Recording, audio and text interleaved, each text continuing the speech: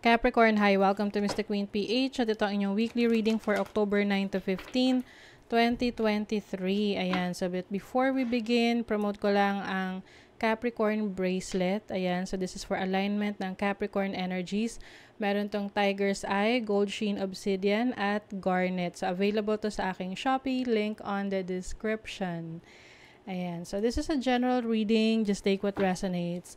Watch your Sun, Moon, Rising, and Venus para sa iba pang mensahe. And just a reminder, gamitin lang ang reading na to bilang gabay. Okay, let's see your energy for this week, Capricorn. Four of Cups. Parang hindi kayo masaya, hindi kayo kontento sa situation ninyo. Parang meron kayong hinahanap, may kulang. There's like some sort of emptiness na you have your friends with you, or you have, you're dealing with some other things, but parang hindi, it's not enough. Let's see your challenge. Ano yung challenge ng mga Capi? Three of Swords. Okay, so Three of Pentacles. Bakit swords sinabi ko? Okay, Three of Pentacles. So, it seems na medyo hindi, may pagkaano kayo ngayon, introverted. Parang ayaw niyong lumabas. Ayaw niyong makisalamuha sa ibang tao. Let's see your opportunities. Six of Cups. May mga namimiss kayo. Namimiss na mga pwedeng tao, no? In the past, pwede ring mga bagay na dati niyong ginagawa. Personally, no, or with someone. Some of you are missing, namimiss niyo yung wala kayong pag-aalala. Oo.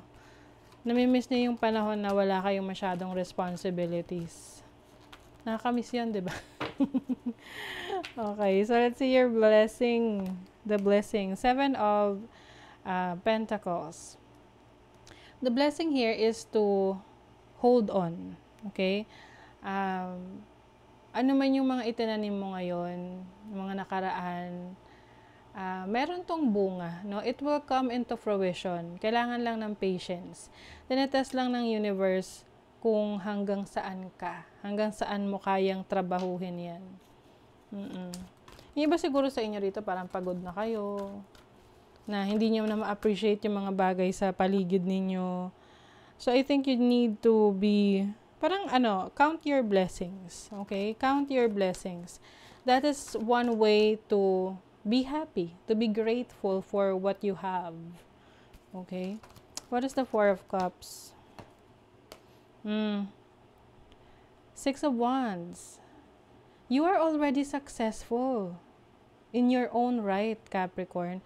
Pwedeng sa mata ng iba, successful ka na. Pero sa paningin mo, hindi pa. Okay?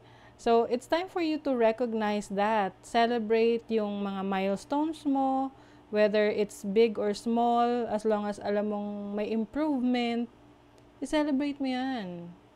You are already successful in your own right. What is the Three of Pentacles?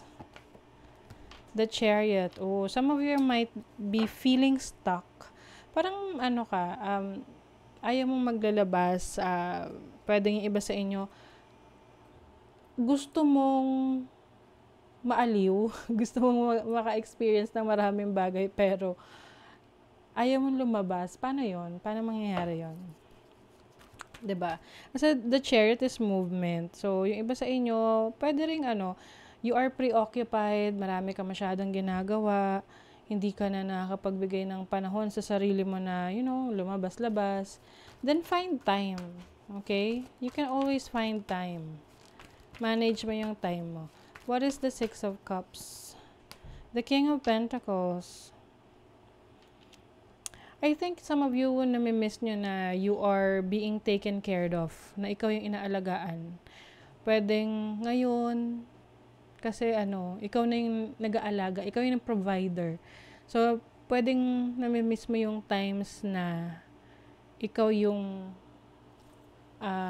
inaasikaso. Or merong nag-aasikaso sa'yo. Nag-aalaga sa'yo.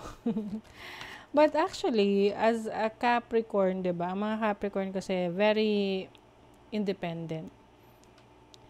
And it doesn't mean, kasi ang iniisip ng iba, mga Capricorn independent, kaya na nila yan. Ganun eh. Ganun yung tingin sa mga Capricorn. But for Capricorns, gusto rin naman nila na ine-effortan sila. 'Di ba? Oo. So, I feel like someone is going to exert an effort to take care of you. No? Kasi may opportunity rito. What is the 7 of Pentacles? You have the 9 of Pentacles. Oh my God. Oh. As a blessing, keep going, no? Keep doing what you're doing. And focus on achieving your goals. Kasi eventually, itong itinanim mo na to na tinitingnan mo, dinidiligan mo, inaasikaso mo, eventually, makikita mo yung resulta niyan. Magbubunga rin yan. And harvest time is going to happen very soon. Okay? Kumbaga magiging worth it yan for you. So, huwag ka nang sad. Let's see your money, career, finances. Preparation, being detail-oriented sa mga ginagawa mo, sa trabaho, sa career. See, Capricorn, may blessings, May blessings kang parating, maraming pera. Happy ka na ba? Oo. Or, this can mean, sabi rito, unexpected fortune. So, pwedeng, what you are working on right now, maaring hindi mo pa nakikita yung resulta niyan, but definitely in the future, this will bring you unlimited income. Diba? Slow and steady wins the race. Ito yung tipong, parang ang bagal, ayan tinitingnan mo yung tinanim mo, parang ang bagal niya tumubo. Syempre, proseso nga yun eh. Hindi naman pwedeng katatanim mo pa lang, kinabukasan may bunga na. Diba? So, the universe is testing your patience. You have to be patient. Okay? Kasi darating din yan. Ayan na yung tinanim. Just take care whatever you are doing right now. Kasi, kung ibibigay mo dyan yung pagmamahal mo, yung attention mo, pag-aalaga mo, magbubunga naman yan. Sa love, tingnan natin. May patatawarin ka.